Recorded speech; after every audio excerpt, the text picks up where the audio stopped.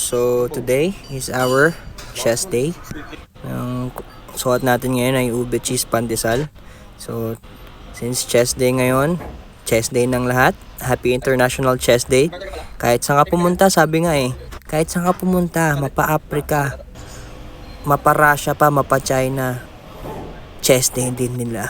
So, after warming up, our first workout is our incline press. Still pushing 40 kg. Mababa yung reps ko kahit usual weight ko. Kahit dito sa flat ko, medyo bumaba yung reps. Pero okay lang. Yung muscle naman natin exhausted, kaya that's a win. More on reps tayo today since chest day. Upper day natin, dun talaga yung heavy. Ito, shoulder naman natin. So, inuuna ko rin yung shoulder press ko bago ako mag pec deck kasi parang pagod na yung front delts ko ayoko naman mahuli yung front delts ko. So ito na yung pec deck natin. Not that heavy. Again, reps tayo today. Tapos ang ating side delts usually cable na tayo, naka wrist reps tayo para yung wrist injury natin hindi ganun lumala.